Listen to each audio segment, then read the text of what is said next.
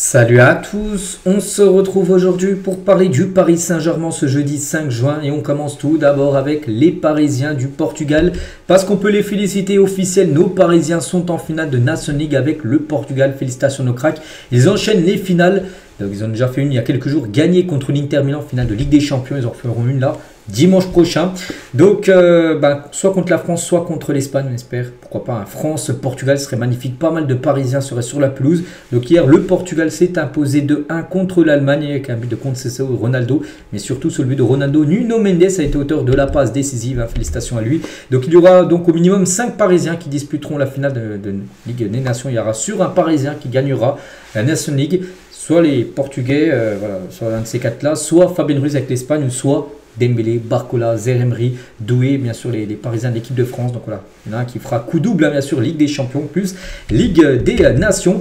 Et samedi, ils ont gagné la Ligue des Champions. Dimanche, ils ont fêté la Ligue des Champions. Dimanche, retour en sélection. Et mercredi, monstrueux en sélection. Vitinha, Neves, Nuno Mendes. Donc, félicitations. Et on peut rajouter aussi Gonzalo Ramos, bien sûr.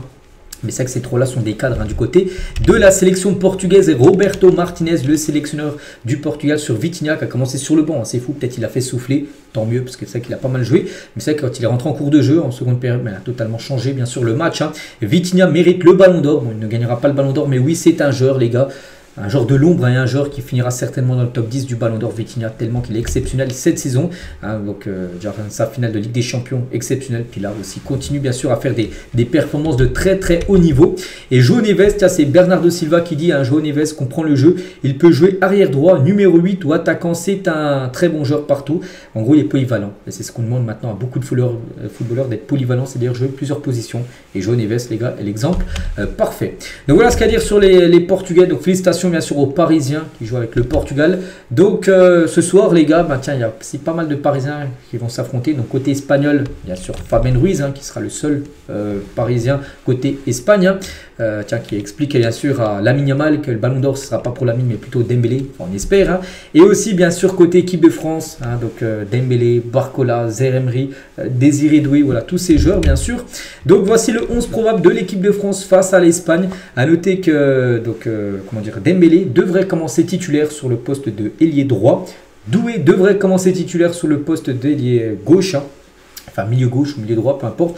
Donc voilà, concernant, il y a qui d'autre, Barcola, il devrait commencer sur le banc. Concernant Zaïre-Emery, il devrait également commencer sur le banc. Voilà, donc Dembélé ne sera pas la même position qu'il joue avec le PSG, c'est en numéro 9, on peut dire, ce sera plutôt Mbappé, l'ex-parisien, qui joue à cette position-là. Donc voici le 11 attendu.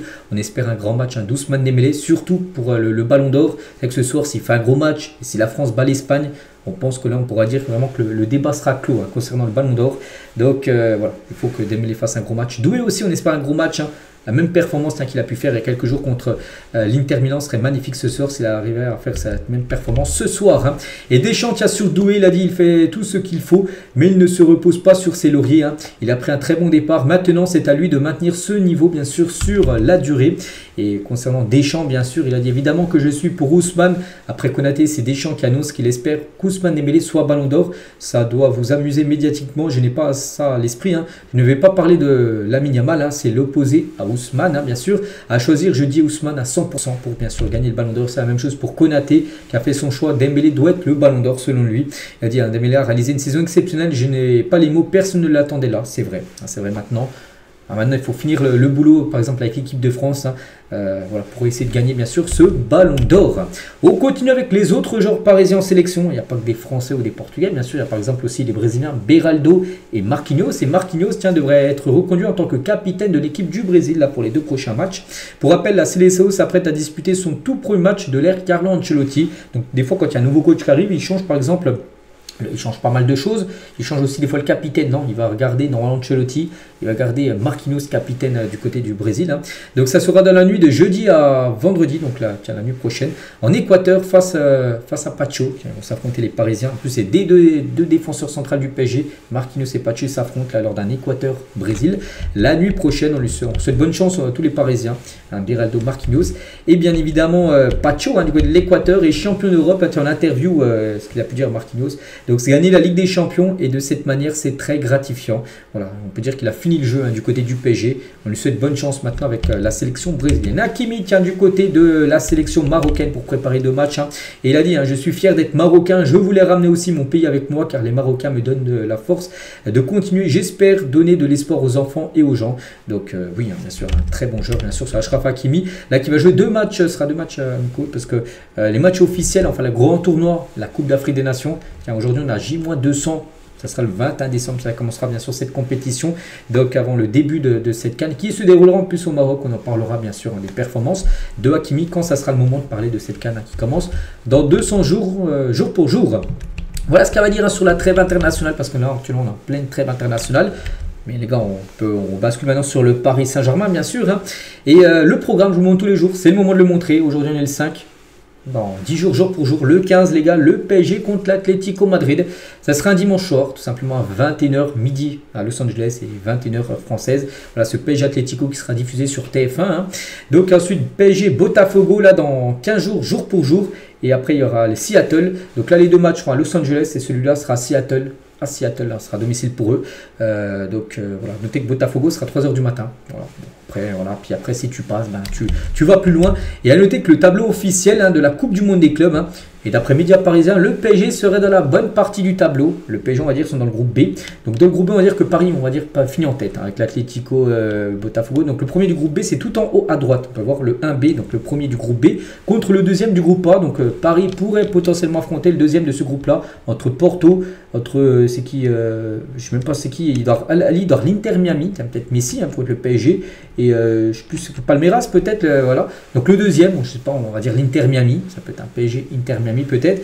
Et après, voilà, en quart, tu affronteras soit le premier du groupe D, donc ça peut être Chelsea, en grosse équipe, ou le deuxième du groupe C, où il y a le Bayern qui peut peut-être finir en tête, mais le Benfica. Donc c'est vrai que Paris peut potentiellement affronter, peut-être l'Inter, et après l'Inter Miami, et après peut-être, pourquoi pas, peut-être Chelsea. Voilà, peut-être il y aura un PSG de Chelsea, peut-être au programme si Chelsea finit premier de sa poule. Bon après, on verra parce que des matchs de football, il y a toujours des surprises, tout ça. Mais voici, en gros, le PSG évitera, on va dire, les grosses teams, comme le Bayern qui risque d'être plutôt dans peut-être dans l'autre partie, par exemple, du tableau. Par exemple, tiens, le Bayern, s'ils finissent premier de leur groupe C, il serait là, dans la partie gauche, et le PSG serait plutôt dans la partie droite si Paris finit à la première position. On verra les gars ce que ça va donner. Et concernant voilà, cette Coupe du Monde des clubs, voici le badge que portera le futur vainqueur de la Coupe du Monde des clubs. Il sera porté pendant 4 ans jusqu'à la prochaine édition qui aura lieu lors de l'été 2029.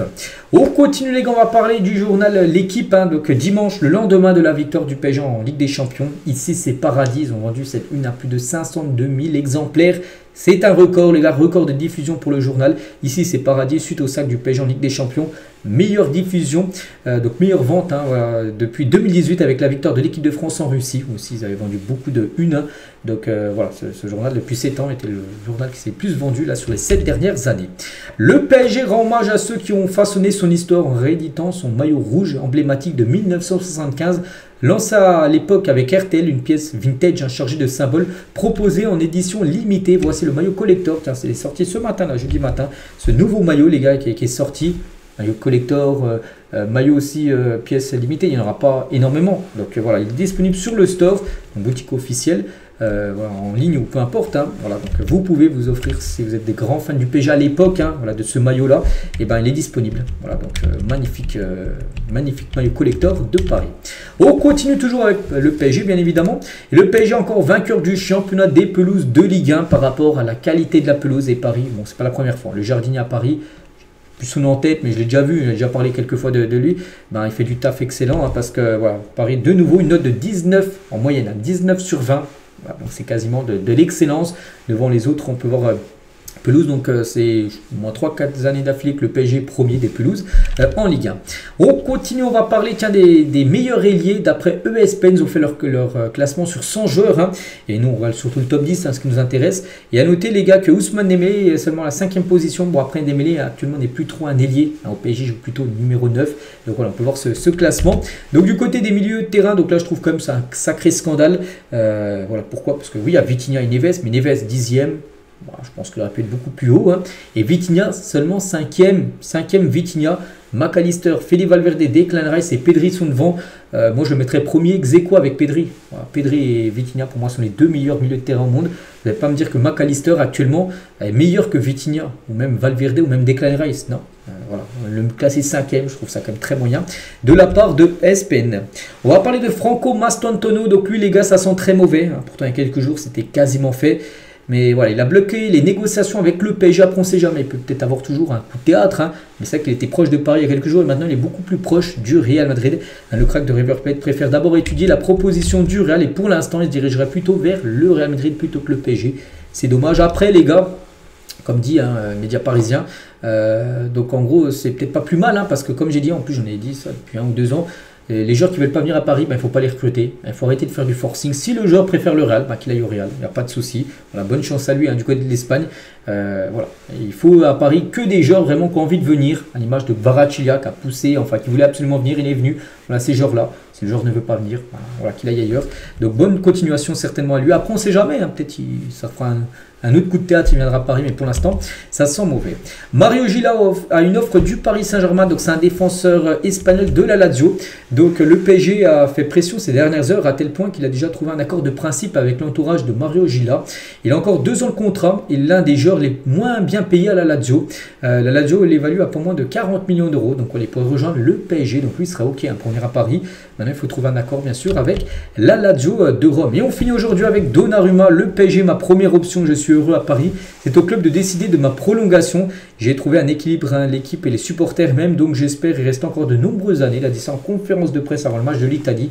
En gros que lui souhaite continuer l'aventure du côté du PSG. N'oubliez pas qu'il est en fin de contrat dans un an, le 30 juin 2026. Donc voilà ce qu'il y a à dire aujourd'hui. J'espère que ça vous a plu. On se retrouve demain les gars. On reparlera des performances des joueurs parisiens ce soir qui jouent lors de ce France-Espagne. Je vous souhaite une bonne journée et à demain.